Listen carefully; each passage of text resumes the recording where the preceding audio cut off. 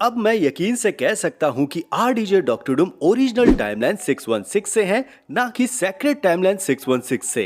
क्योंकि ये जो मल्टीवर्सल ट्री बना है इसमें ओरिजिनल टाइमलाइंस भी हैं जो कभी सेक्रेट टाइमलाइन से पहले मौजूद थी। और यही तो ओरिजिनल टाइमलाइन थी जिसे ह्यूरुमेंस मैनिपुलेट कर रहा था। लेकिन अब ना ही ह्यूरुमेंस ये काम कर रहा है और ना ही टीवीए ये काम कर रहे हैं। इसीलिए ओरिजिनल टाइमलाइन 616 के जो इवेंट थे वो 616 यूनिवर्स पे अब सामने आने लगे हैं।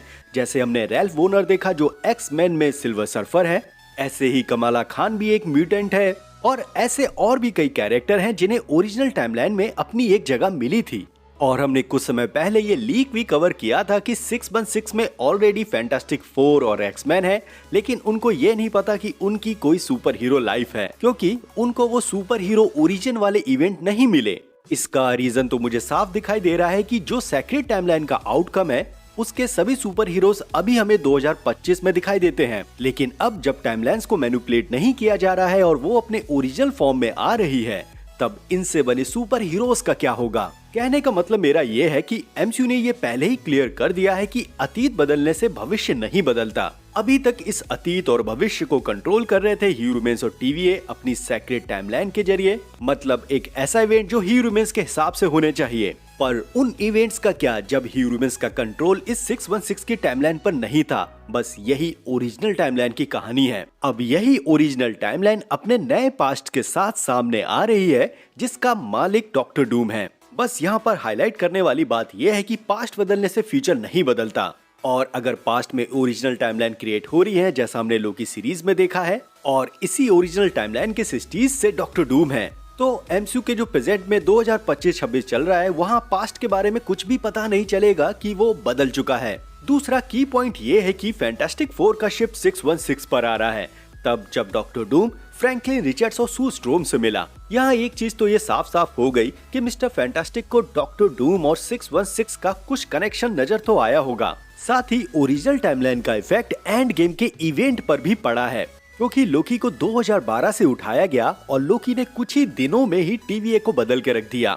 अब टीवीए टाइम स्ट्रीम से बाहर है तो ये साल मायने नहीं रखना चाहिए, पर टीवीए 2077 का भी इवेंट दिखाता है, लेकिन 2027-28 में तो ये मार्वल मल्टीवर्स नष्ट होने वाला है। इसीलिए ह्यूरुमेंस ने बहुत कैलकुलेशन के बाद लोकी को 2012 से टाइमलाइंस के पास पहुंचाया ताकि वो एक स्विच बटन बने और ऑन कर दे मल्टीवर्सल वॉर को। अब इससे ये हुआ कि ओरिजिनल टाइमलाइन के कैरेक्टर्स भी सामने आ जाएंगे, क्योंकि फ्री विल के नाम पर सबको छूट मिल रही है। दूसरा, एक्समैन, फैंटास्टिक फोर और अवेंजर्स ये अलग अलग टाइम जोन और अलग अलग यूनिवर्स के हैं।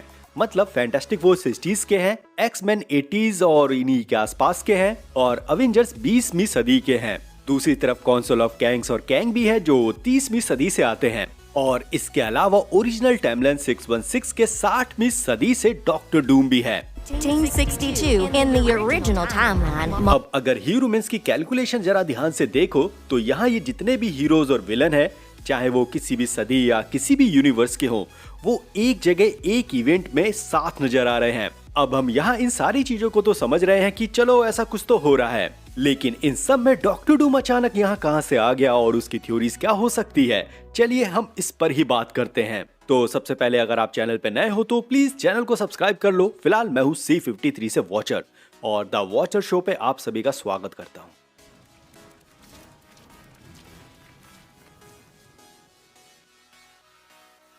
तो एंड गेम का ये सीन याद है जहाँ हावर्ड स्टार्क जार्विस से कहते हैं कि क्या मैं इसे जानता हूँ। बस यही लाइन डॉक्टर डूम की शुरुआत के लिए काफी है, क्योंकि इसी समय ओरिजिनल 616 की टाइमलाइन पर डॉक्टर डूम MIT में पढ़ रहा था, जहां प्रोफेसर हावर्ड स्टार्क थे और डॉक्टर डूम एक स्टूडेंट था जिसे हावर्ड स्टार्क ने कभी नोटिस किया होगा। इसीलिए हावर्ड स्टार्क ने जब टोनी स्टार्क को देखा तभी वो ऐसा कंफ्यूज हुए। ये सुनने के बाद आपके दिमाग में ये क्वेश्चन तो आ रहा होगा कि अभी तक तो एमसीयू के पास्ट में डॉक्टर डूम का कनेक्शन तो दिखाया नहीं, लेकिन अचानक से मैं ये डॉक्टर डूम की बात क्यों करने लगा। तो शुरुआत में जो मैंने ओरिजिनल टाइमलाइन को समझाने का जो समय लिया, बस यहाँ पर ये वही रीजन है। अभी तक हमने जो एमसीयू में जितनी भी पास्ट हिस्ट्री देखी है वो सेक्रेट टाइमलाइन की है, मतलब एक ऐसी टाइमलाइन जिसको ह्यूरुमेंस लगातार बदल रहा था। पर यहाँ ह्यूरुमेंस किस चीज से इस इवेंट को बदल रहा था, तो वो थी ओरिजिनल टाइमलाइन, जो अब लोकी के मल्टीवर्सल ट्री की वजह से कई सारी ब्रांच टाइमलाइंस भी है, सेक्रेट टाइमलाइन भी है, साथ ही ओरिजिनल टाइमलाइन भी है। अब इस ओरिजिनल टाइमलाइन का मतलब ये भी है कि ओरिजिनल पास्ट भी होगा, और एमसीयू का ये फंडा है कि पास्ट बदलने से फ्यूचर नहीं बदलता। तो अगर पास्ट में जाकर कोई अपनी पूरी अर्थ उड़ा देता है तो प्रेजेंट में वो अर्थ रहेगी, जैसे कैंग की मेमोरी में जेनिट ने देखा था। कैंग यहाँ पर ब्रांच टाइमलाइन की अर्थ को उड़ा रहा था और वो यहाँ एक नहीं कई सारी थी। दूसरा एक फंडा ये भी समझ लो कि ओरिजिनल टाइमलाइन, ब्रांच टाइमलाइन और सेक्रेट टाइमलाइंस के जो भी इवेंट होंगे वो सिर्फ एक ही अर्थ पर होंगे। मैं ये चीज पहले ही समझा चुका हूँ कि टाइमलाइंस और यूनिवर्स में बहुत फर्क होता है। दूसरे शब्दों में ऐसा समझ लो कि जब एंड गेम में कैप स्टोन रखने वापस जा रहे थे और दूसरी तरफ ओल्ड मैन कैप्टन अमेरिका थे जो अपनी अलग टाइमलाइंस ब्रांच टाइमलाइन से आ रहे थे, ये दोनों एक ही जगह एक ही अर्थ पर थे। साथ ही जो लोकी का एग्जाम्पल है कि उसने टेसेरेट उठाया और वो मंगोलिया पहुंचा, तब वो एक ही अर्थ पर था, लेकिन वो एक ब्रांच रियलिटी बना रहा था, मतलब एक तरह के पास्ट या फ्यूचर को क्रिएट कर रहा था। यहाँ लोकी की नजर से ये ब्रांच टाइमलाइन एक फ्यूचर रहती, लेकिन पीवीए की नजर से ये बस एक पास्ट था। अब अगर वापस से कैप्टन के कैरेक्टर से अगर इन सारी चीजों को समझे तो एक सेक्रेट टाइमलाइन में कैप्टन ने जो लाइफ जी है वो सेक्रेट टाइमलाइन में आएगी, जहाँ उन्हें इन्फिनिटी स्टोन्स वापस पास्ट में रखने थे। दूसरा, उन्होंने पास्ट में पैगी के साथ रुकने का एक डिसीजन लिया, वो एक ब्रांच टाइमलाइन बनी और एक साथ ये दोनों कैप एक ही अर्थ पर रहे हैं। इसका मतलब ब्रांच टाइमलाइन और सेक्रेट टाइमलाइन दोनों के इवेंट एक ही अर्थ पर हो रहे हैं और एक साथ ये दोनों कैप एक ही अर्थ को शेयर करते हैं जो अलग अलग टाइमलाइन से आते हैं। और ऐसे ही ओरिजिनल टाइमलाइन के जो कैप हैं वो 1948 में बर्फ में होने चाहिए, लेकिन अगर वो पैगी के साथ हैं तो यही ओरिजिनल टाइमलाइन आगे जाकर 1970 में डॉक्टर डूम को क्रिएट करेगी जो होगी सेम 616 पर, और इसी की वजह से आगे जाकर 616 पर ओरिजिनल कैरेक्टर्स भी सामने आएंगे, जैसे म्यूटेंट से कमाला खान, रैल्फ बोनर, मैद्रिपोर्ट, और हमने जो शांग-ची में भी कुछ म्यूटेंट्स देखे थे वो भी। इसके अलावा कुछ और भी कैरेक्टर्स होंगे जिन्हें नहीं पता होगा कि वो भी एक सुपर हीरो लाइफ रखते हैं।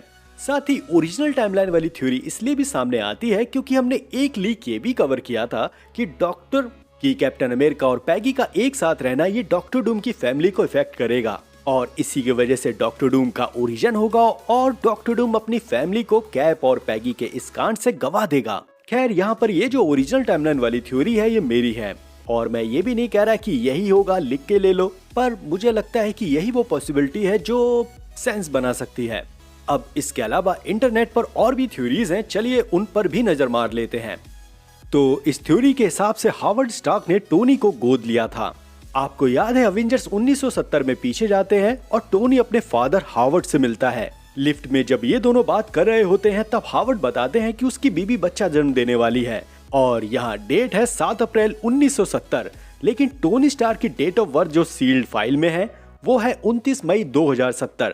लगभग 50 दिन का गैप है और इस चीज ने टोनी को भी चौंकाया और आप इसका रिएक्शन क्लियर भी देख सकते हो कि यहाँ कुछ गड़बड़ सा लग रहा है टोनी को।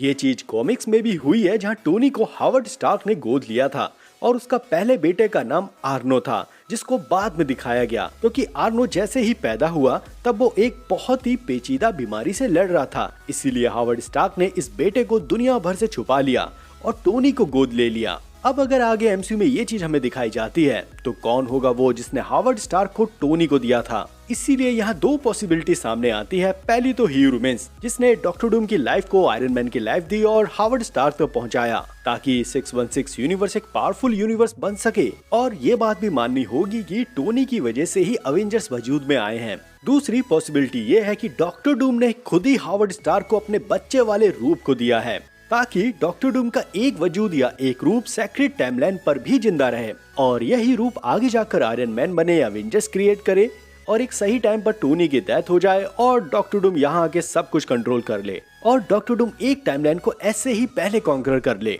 मे बी यहाँ ये हो सकता है कि डॉक्टर डूम ने खुद ही अपने बच्चे वाले रूप को हावर्ड स्टार्क को दिया हो। और अगर आपको इसका सबूत देखना है तो मार्वल ने जो शंघाई में लाइट शो किया जहाँ डॉक्टर डूम और डूम्सडे का एक ऑफिशियल ट्रेलर जैसा लॉन्च किया गया, यहाँ डॉक्टर डूम एक अनकंट्रोल्ड रियलिटी को अपनी साइंस और मैजिक की मदद से मैनिपुलेट करता है और फिर हम देखते हैं एक्स-मैन का यूनिवर्स, फैंटास्टिक फोर, अवेंजर्स और ब्लैक पैंथर का यूनिवर्स। यहाँ ये साफ क्लियर होता है कि डॉक्टर डूम ने मैनिपुलेट किया है रियलिटी को और अलग अलग यूनिवर्स बनाए हैं और इनमें अवेंजर्स का भी यूनिवर्स है। यहाँ ये चीज कई बड़े क्रिएटर्स ने कवर किया और उन सबका सवाल यही था, क्या डॉक्टर डूम ने ह्यू रूमेन से पहले इन सारी रियलिटी को रीराइट कर लिया था क्योंकि टीजर तो यही बता रहा है। साथ ही अगर उसने ये सब किया है जो हमें क्लियर दिख रहा है, तो इसका मतलब तो यही हुआ कि यहाँ पर जो डॉक्टर डूम ने अवेंजर्स की रियलिटी को बनाया है उसमें टोनी स्टार्क भी होगा, और वो टोनी स्टार्क तो आरडीजे ही है। तो क्या उसने खुद ही को एक रूप दिया है अवेंजर्स के साथ आयरन मैन का, जिसे हम 616 में देखते हुए आ रहे हैं। कहने का मतलब ये है कि इस ऑफिशियल ट्रेलर में हमें ये साफ दिखाया जा रहा है कि डॉक्टर डूम ने अवेंजर्स की भी रियलिटी को बनाया है, पर अवेंजर्स में तो टोनी स्टार्क भी है। तो क्या जब डॉक्टर डूम ने इन रियलिटी को बनाया तब उसने अपने एक खुद रूप को जानबूझकर अवेंजर्स के साथ रखा? मे भी ये हो भी सकता है, क्योंकि अगर ये ऑफिशियल चीज डूम्सडे से कनेक्ट हो रही है तो इसका आंसर तो यही बनता है। इसके बाद आपने ये भी थ्योरी सुनी होगी कि डॉक्टर स्ट्रेंज ने जो 14 मिलियन पॉसिबिलिटीज देखी थी उसमें उसने एक ये भी पॉसिबिलिटी देखी कि आयरन मैन डॉक्टर डूम बन गया, इसलिए डॉक्टर स्ट्रेंज ने एंड गेम में टोनी को मरवा दिया। लेकिन मुझे नहीं लगता कि यहाँ ये मुद्दा होगा, क्योंकि डॉक्टर स्ट्रेंज ने जिस हिसाब से पॉसिबिलिटी को देखा है वो बस यही था कि टाइम फ्लो ना बटे और थैनोस भी मारा जाए, क्योंकि इन्फिनिटी स्टोन्स के मिसप्लेस से टाइम फ्लो बढ़ सकता है, जैसा एशियंट 1 ने हल्क को समझाया था। और डॉक्टर स्ट्रेंज भी यहाँ अपनी पॉसिबिलिटीज में यही देख रहे थे